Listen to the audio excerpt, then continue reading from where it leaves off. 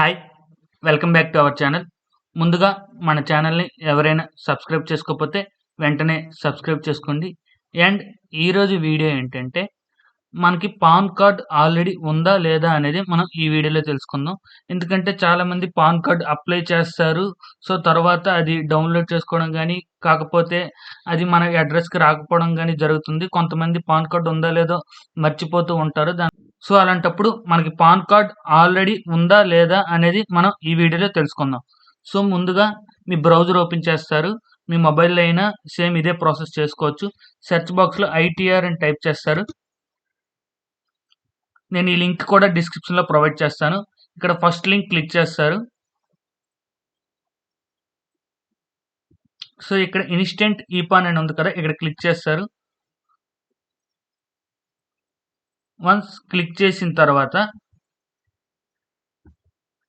Get new ఈపాన్ అని ఉంది కదా! ఇక్కడ క్లిక్ చేస్తారు.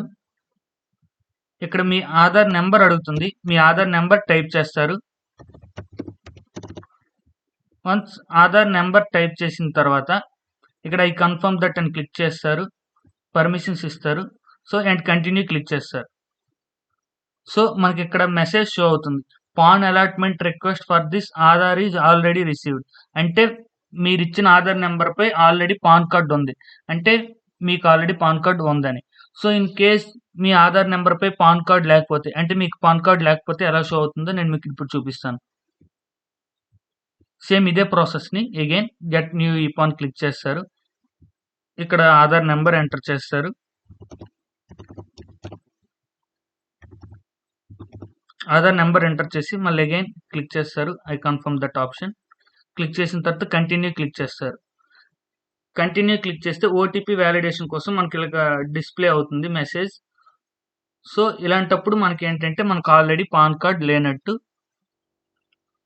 సో, ఇది మన పేరుపై ఆర్ మన మొబైల్ నంబర్‌తో ఆర్ మన ఆధార్ కార్డ్‌తో ఇప్పటివరకు పాన్ కార్డ్ అనేది లేదు. సో, ఇది మనకి పాన్ కార్డ్ ఉందా? లేదా? అనేది తెలుసుకునే ప్రాసెస్.